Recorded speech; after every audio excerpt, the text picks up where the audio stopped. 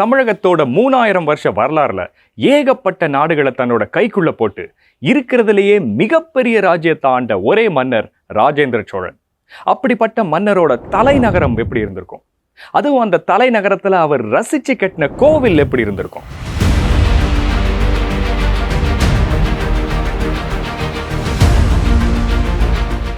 பயணத்துக்கு தயாராகுங்க. இன்னைக்கு ராஜேந்திர சோழன் கட்டிய கங்கை கொண்ட சோழீஸ்வரத்துக்கு போக போறோம்.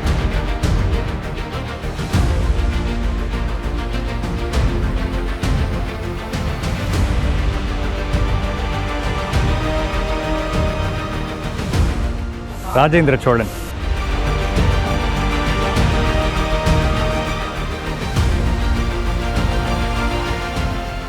காலாட்கள் தோள உடையார் தன்மம்.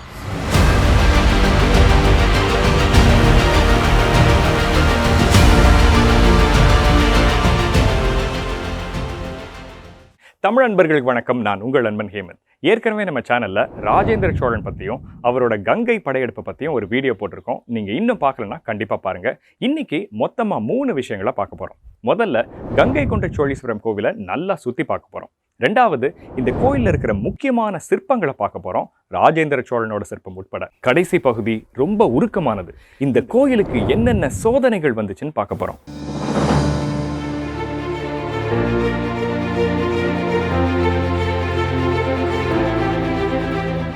ராஜேந்திர சோழன் கட்டிய கங்கை கொண்ட சோழீஸ்வரம் அப்படிங்கிற சிவன் கோவில் சென்னையில இருந்து 280 கிலோமீட்டர் தொலைவிலையும் தஞ்சாவூர்ல இருந்து 70 கிலோமீட்டர் தொலைவிலையும் இருக்கு.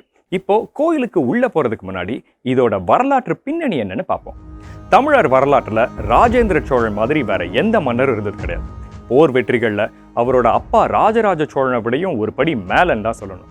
அதுவும் அவரோட கங்கை படையெடுப்பு மாதிரி பெரிய அளவுல வேற எந்த போரும் நடந்திருக்க முடியாது.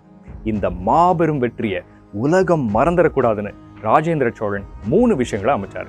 ஒரு புது தலைநகரம், ஒரு புது கோவில், ஒரு புது ஏரி, இந்த 3ஐயும் அமைச்சார். அப்படி அமைக்கப்பட்ட கோவில் தான் கங்கை கொண்ட சோழீஸ்வரம். இப்ப நம்ம கோவிலுக்குள்ள போவோம்.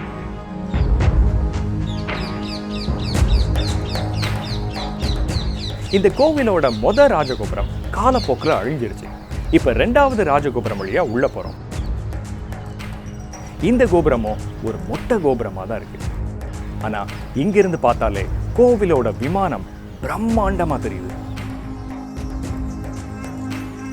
துவஜஸ்தம்பம், அதாவது கொடிமரம் இருக்கு. அதுக்கு முன்னாடி பலிபீடம் இருக்கு.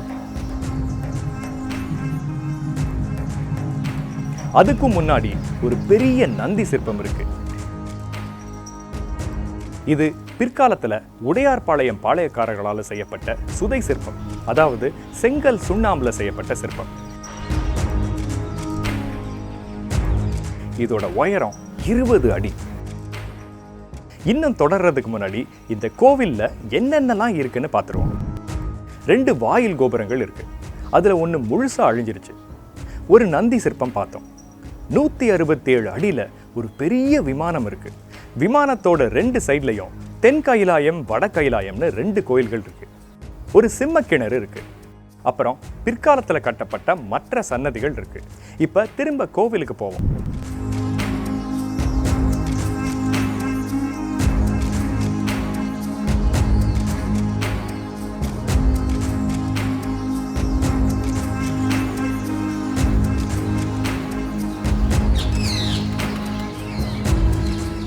முகமண்டபத்துக்கு முன்னாடி 2 துவாரபாலகர்கள், அதாவது வாயில் காவலர்கள் இருக்காங்க. முகமண்டபம் வழியா உள்ள போகாம சைட்ல பிரகாரம் வழியா போவோம். இப்ப பாக்குறதுக்கே இந்த மண்டபம் நீளமா பெருசா இருக்கு. அப்ப ராஜேந்திர சோழன் காலத்துல எப்படி இருந்திருக்கும்? அவர் கட்டும்போது இந்த மண்டபத்துக்கு 2 தளங்கள் இருந்திருக்கு. அது முழுசும் அழிக்கப்பட்டதுனால பிற்காலத்துல ஒரு தளம் மட்டும் கட்டியிருக்காங்க. அதை தான் நீங்க இப்ப பார்த்துட்டு இருக்கீங்க. இதையெல்லாம் யார் அழிச்சாங்கிறத கடைசியில பார்ப்போம். இப்ப இந்த கோயிலோட முக்கியமான இடத்தை பார்க்க போறோம்.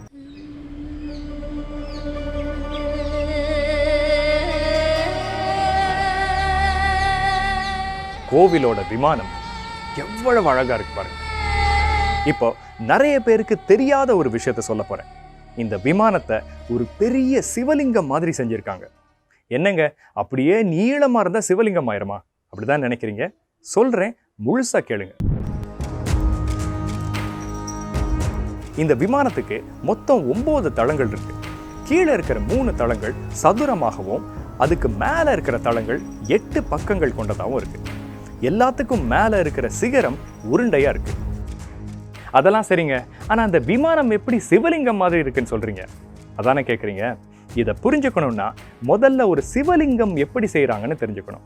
சிவலிங்கத்தோட தண்டு பகுதியை ஆவுடையில சொருகுவாங்க. இந்த தண்டு பகுதிக்கு 3 பாகங்கள் இருக்கு. கீழ்ப்பாகம் சதுரமாகவும், நடுப்பாகம் 8 பக்கங்கள் கொண்டதாகவும், மேல் பாகம் உருண்டையாகவும் இருக்கும். இந்த கோவில் விமானம் எப்படி இருக்குன்னு நான் ஏற்கனவே சொன்னதை ஒப்பிட்டு பாருங்க. இப்போ உங்களுக்கே புரிஞ்சிருக்கும் இந்த விமானத்தையே ஒரு சிவலிங்கம் மாதிரி தான் செஞ்சிருக்காங்கன்னு. இந்த விமானத்தோட உயரம் 167 அடி. கலைநயத்துல தஞ்சை பெரிய கோவில் விமானத்தையும் மிஞ்சினா கூட ராஜேந்திர சோழன் தன்னோட அப்பாவை மதிக்கிற விதமா உயரத்தை கொஞ்சம் கம்மியாவே வச்சிருக்காரு.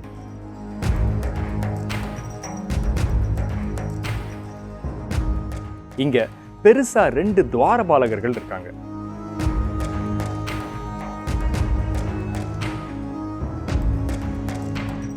சாதாரணமா துவாரபாலகரோட காலுக்கு அடியில ஒரு பாம்பு எலிய முழுங்குற மாதிரி தான் கோயில்கள்ல இருக்கும். ஆனா இங்க ஒரு பாம்பு யானையை முழுங்குது. அந்த பாம்பை ஒரு துவாரபாலகர் மிதிச்சிட்டு இருக்காரு. இதுல என்ன சொல்ல வர்றாங்கன்னா, யானையை விடையும் பெருசுனா அந்த பாம்பு எவ்வளவு பெருசா இருக்கும், அப்ப அந்த துவாரபாலகர் எவ்வளவு பெருசா இருப்பாரு, அப்ப அந்த துவாரபாலகர் பாதுகாத்துட்டு இருக்கிற கோவிலுக்குள்ள இருக்கிற இறைவன் எவ்வளவு பெருசா இருப்பாரு. எவ்வளவு மகத்தான தத்துவத்தை இந்த சிற்பம் மூலமா சொல்லியிருக்காங்க பாருங்க. கருவறையில 11 அடியில ஒரு பெரிய சிவலிங்கம் இருக்கு. இந்த லிங்கம் சாதாரண லிங்கம் இல்ல. கங்கை படையெடுப்புல இருந்து கொண்டு வந்த கங்கை நீரை வச்சு ஒரு காலத்துல தினமும் அபிஷேகம் பண்ணப்பட்ட லிங்கம். விமானத்துக்கு சைட்ல தென்கைலாயம்னு ஒரு கோவில் இருக்கு. ஆனா இப்போ கருவறையில ஒண்ணுமே இல்லாத அளவுக்கு செதஞ்சு போயிருச்சு. தஞ்சை பெரிய கோவில் மாதிரியே இங்கேயும் நிறைய கல்வெட்டுகள் இருக்கு. ஆனா இதுல ஒரு அதிசயமான விஷயம் என்னன்னா, இதுல இருக்கிற கல்வெட்டுகள்ல ஒரு கல்வெட்டு கூட ராஜேந்திர சோழனோட காலத்துல பொறிக்கப்பட்டதில்லை. இப்ப கோவிலோட இன்னொரு சைடு, அதாவது வடக்கு புறத்துக்கு வந்துட்டோம். இங்க வடகைலாயம் அப்படின்னு ஒரு கோவில் இருக்கு. ஒரு காலத்துல சிவன் கோவிலா இருந்தது, இப்ப அம்மன் கோவிலா மாற்றப்பட்டிருக்கு. பழங்கால ஓவியங்கள் அழிஞ்ச நிலைமையில இருக்கு.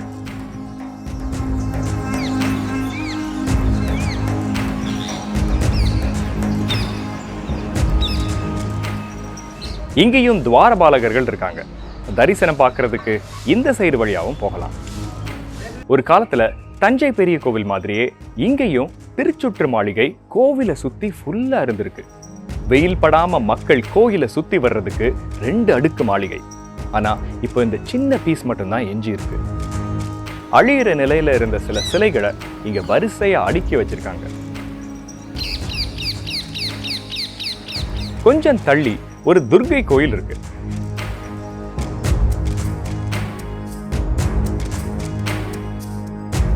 இதோட சிறப்பம்சம் என்னன்னா, சாளுக்கிய நாட்டை வென்று வெற்றி சின்னமா கொண்டு வந்த ஒரு துர்கை சிலை இங்க இருக்கு. இதையும் கொஞ்சம் தாண்டி ஒரு சிம்ம கிணறு இருக்கு.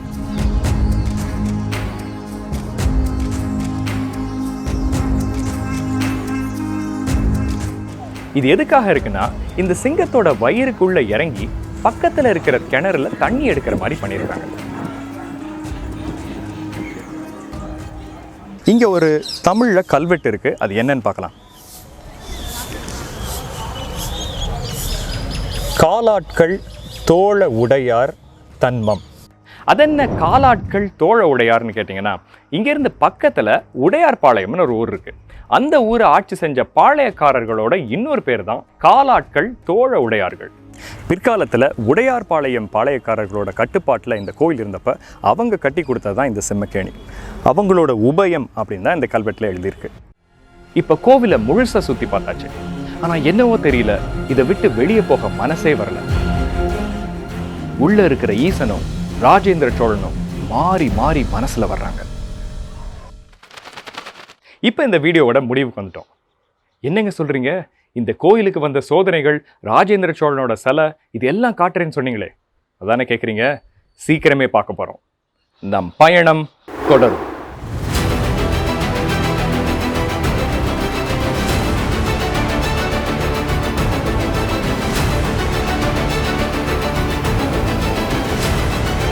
மாலிக் காஃபூரின் சூறையாடல்.